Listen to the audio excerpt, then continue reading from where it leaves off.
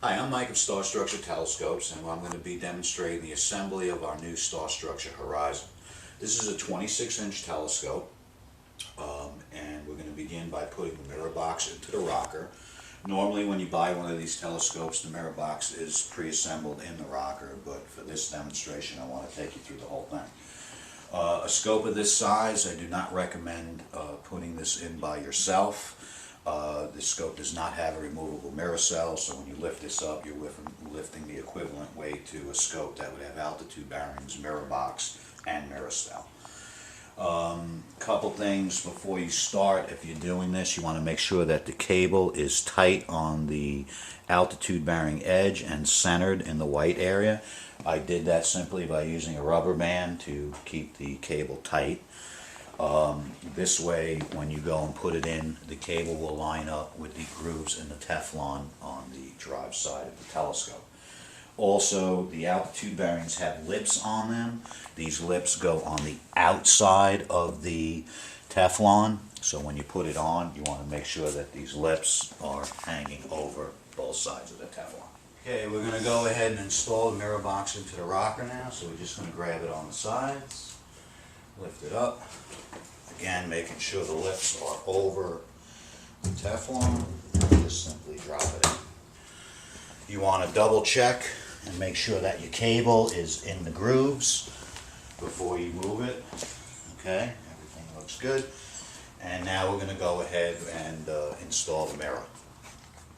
Alright, we're going to go ahead and install the primary mirror into the mirror box. Again, the scope does not have a removable mirror cell. And on a scope of this size, I recommend doing this with two people. I am going to demo it by myself. The top plate here on the mirror box completely removes from the telescope. This is so now you have a big wide open area, so it's very easy, a lot of room. You don't have to worry about your hands getting pinched when you do the mirror. On a scope of this size, there is approximately 10 of these screws, these cap screws holding this plate down. This is because on a scope like this, the only time you should be removing the mirror is when you want to clean it, when you want to take it out to clean the primer. Okay, I'm going to begin by removing these screws to remove the top plate. Okay, I removed all the screws. I'm taking out the last top one. This is the one you want to do last when doing this. I'm going to remove the screw. Now I want to point out, when you're taking the screws on, off, on, mirror in, mirror out, always have the mirror box cover on so nothing can fall inside. Once the screws are removed now, I'm going to just simply remove the top plate, and as you can see here, it now exposes the entire mirror cell. And you can see how wide open this area is to get the mirror in. It's very, very easy to put the mirror in. First thing you want to do is you want to get the clips, there's 4 of them that hold the mirror in, and you want to get them set up so you know they're outside the mirror. The edge mount system here and everything is all preset. You don't have to do anything, just simply put the mirror in, flip the clips over the mirror, and you're ready to go. So I'm going to go ahead, and like I said, you have plenty of room. 2 people can get in here, one on this side, one on that side, to install the mirror. Just because the only other person I have here is operating the camera, I'm going to go ahead and do this mirror myself. This mirror weighs about 68 pounds. Bigger than 24, I never recommend doing this by yourself, taking it in, putting it out, unless absolutely necessary. Always have someone to help you, especially on larger telescopes. I'm going to put my hands basically at 3 o'clock and 9 o'clock. When I pick the mirror up, I'm going to come over here, and then what I want to do, I'm going to place it into the edge mount first, and then I'm going to go straight down. So in other words, I have a little tilt on it in the edge mount, straight down. I'm also going to leave the cover on when I do it to prevent myself from palming the surface of the mirror. These covers, when they come from the mirror makers, come on and off, and this way you get a lot of protection. Put it in, then take the cover off. Okay, so grabbing the mirror, walking over here, again tipping in to the rear of the cell and then dropping the mirror straight down. I'm going to give it a push. Then I am going to remove the cover. Okay, we got the cover off the mirror. Mirror's in now. I just want to flip the 4 clips so that they are on top of the mirror, like so. And then we are ready to put the cover back on, put all the screws back in. Again, you want to do that with the mirror box cover on, so you can't drop any screws onto the mirror. And then we'll be ready to finish the assembly of the telescope. Okay, I'm going to put the screws in. Again, I'm starting with the top middle to hold everything in place. And then I'm going to go ahead and start getting the rest of the screws in. Again, you know, this is something you're only going to do on a scope of this size when the mirror needs to be cleaned, because you should never really need to take it out for any other reason. I have all the screws back into the top mirror box cover plate. I want to point out something with the mirror box cover. It has these clips that go over the lip, and this one here actually locks the cover down. I know it seems odd because that looks like it's the bottom, but when the scope is tipped up, this is actually the top. So when putting the cover on and off, if you can see here, this has a clip on it.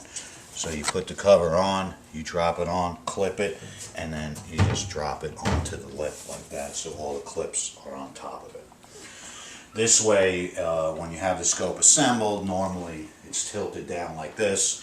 A lot of times wind can come up the back of the scope and blow the cover off. This will stop it from blowing off. Alright, next step is going to be to install the trusses. The first thing you want to do, because all the thumb bolts for the lower truss mounts are going to be screwed in when you get the scope, you want to unscrew them, leaving approximately 3/8 to 1/2 inch of thread below the thumb bolt. This way it'll make the truss assembly much easier. This scope does have unequal length trusses, so we have a short one in the front, a long one in the back, and then the sides have a short and a long one. One nice thing about this arrangement is the trusses can only go in the same position, have to go in the same position every single time, making the repeatable assembly very, very accurate. The trusses here, okay, this is one of the side trusses. You can see long, short. When you put them on, there's recesses in the bottom that the thumb bolts are going to recess into, so you do not need to make them very tight. Just snug them up. There's no way they can come out. And the plates for the upper truss mounts, you always want to have them on the outside. This would be the inside, that's the outside. These are always going to face to the outside of the scope. We're going to start with this truss. This truss does have a wire in it that goes to the upper tube assembly.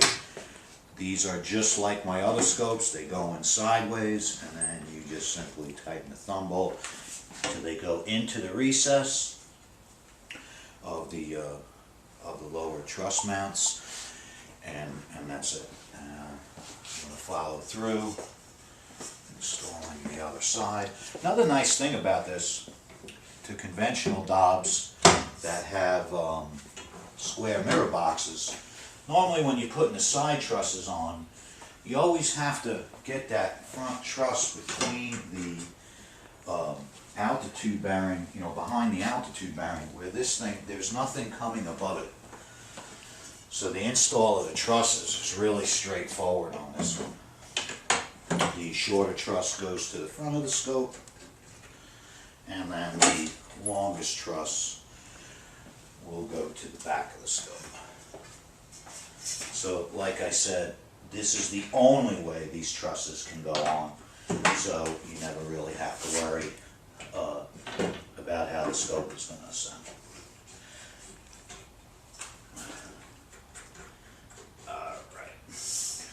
Okay, from here now we're going to install the pull-down winch system. I'd like to explain that was developed for scopes where the UTA, the upper tube assembly, cannot be installed without the use of a ladder when the scope is in this arrangement. I do want to point out, though, that you do not have to use this. This is a convenience thing. It basically draws the trusses down to a comfortable level so you can install the upper tube assembly and the light shroud for that matter, from the front of the scope without the use of a ladder.